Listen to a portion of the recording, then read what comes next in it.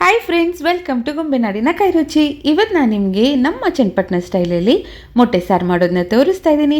ಯಾವಾಗಲೂ ಚಿಕನ್ ಸಾರು ತಿಂದು ಬೋರ್ ಆದವರು, ಚಿಕನ್ ಸಾರನ್ನ ಮಾಡೋಕ್ಕಾಗ್ತಿಲ್ಲ ಅನ್ನೋರು, ಚಿಕನ್ ಸಾರನ್ನೇ ಸೈಡ್ಗೆ ಹೊಡಿಯೋಂಥ ಮೊಟ್ಟೆ ಸಾರನ್ನ ಹೇಗೆ ಮಾಡೋದು ಅಂತ ನಾನು ನಿಮಗೆ ತೋರಿಸ್ತಾ ಇದ್ದೀನಿ. ಚಪಾತಿ, ಮುದ್ದೆ, ರೈಸ್ ಜೊತೆ ತುಂಬ ಚೆನ್ನಾಗಿರುತ್ತೆ. ಒಂದು ಸರಿ ಟ್ರೈ ಮಾಡಿ ನೋಡಿ.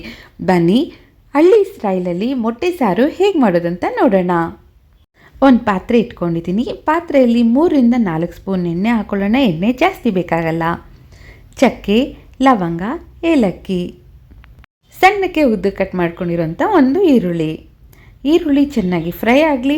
ಈರುಳ್ಳಿ ಫ್ರೈ ಆಗೋಷ್ಟರಲ್ಲಿ ಮಸಾಲೆ ರೆಡಿ ಮಾಡ್ಕೊಳ್ಳೋಣ. ಮಿಕ್ಸಿ ಜಾರಲ್ಲಿ ಒಂದು ಚಿಕ್ಕಪ್ಪಷ್ಟು ತೆಂಗಿನಕಾಯಿ ತುರಿ ಹಾಕೊಳ್ಳೋಣ. ಒಂದು 3ರಿಂದ 4 ಸ್ಪೂನ್ ಇದ್ದರೆ ಸಾಕು.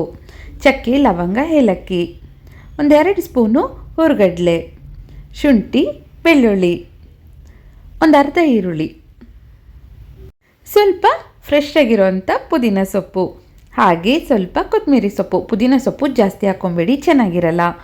1 ಸ್ಪೂನಷ್ಟು ಅಚ್ಕಾರದ ಪುಡಿ, ನೀವು ನಿಮ್ಮ ಖಾರಕ್ಕೆ ನೋಡ್ಕೊಂಡು ತಗೊಳ್ಳಿ. ಧನಿಯಾ ಪುಡಿ 1 ಸ್ಪೂನು, 1/4 ಟೀ ಸ್ಪೂನ್ ಅರಿಶಿನ, ಸ್ವಲ್ಪ ನೀರು ಹಾಕ್ಕೊಂಡು ಇದನ್ನ ತರ್ತರಿಯಾಗಿ ರುಬ್ಕೊಳ್ಳೋಣ. ಅದಾದಮೇಲೆ ಟೊಮೆಟೊ ಸೇರಿಸ್ಕೊಳ್ಳೋಣ. ಹುರ್ಗಡ್ಲೆ ಇಲ್ಲ ಅಂದರೆ ನೀವು ಗಸಗಸೆ ಸೇರಿಸ್ಕೊಬೋದು. ನೋಡಿ, ಈ ಥರ ರುಬ್ಕೊಂಡ್ಮೇಲೆ 2 ಟೊಮೆಟೊ ಹಾಕ್ಕೊಳ್ಳೋಣ. ಇವಾಗ ಇದನ್ನು ನುಣ್ಣಗೆ ರುಬ್ಕೊಬೇಕು. ನೋಡಿ, ಈರುಳ್ಳಿ ಎಲ್ಲ ಚೆನ್ನಾಗಿ ಫ್ರೈ ಆಗಿದೆ.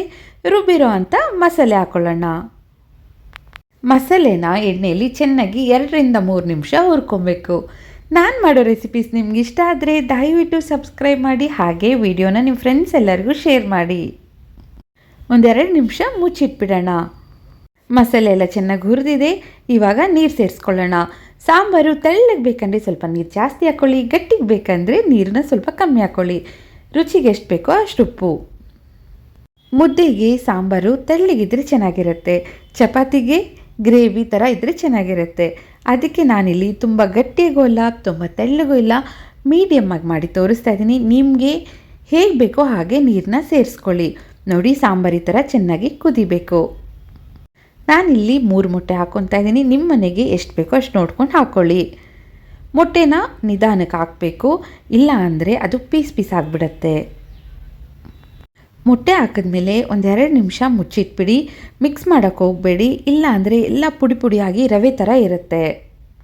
ಲೋ ಫ್ಲೇಮ್ ಇಟ್ಕೊಂಡು ಮೊಟ್ಟೆನ ಚೆನ್ನಾಗಿ ಬೇಯಿಸ್ಕೊಬೇಕು. ನಾವು ಮೀನು ಸಾರು ಮಾಡುವಾಗ ಹೇಗೆ ನಿಧಾನಕ್ಕೆ ಮಿಕ್ಸ್ ಮಾಡ್ತೀವೋ ಅದೇ ಥರ ನಿಧಾನಕ್ಕೆ ಮಿಕ್ಸ್ ಮಾಡಿ. ನೋಡಿ, ಮೊಟ್ಟೆ ಈ ರೀತಿ ಇರಬೇಕು. ಹಳ್ಳಿ ಕಡೆ ಎಲ್ಲ ಈ ಥರ ಸಾಂಬಾರನ್ನ ಬೆಳಿಗ್ಗೆನೇ ಮಾಡಿಟ್ಬಿಡ್ತಾರೆ.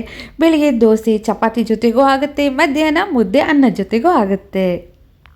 ಸ್ವಲ್ಪ ಕೊತ್ತಂಬರಿ ಸೊಪ್ಪು ಹಾಕ್ಕೊಳ್ಳೋಣ.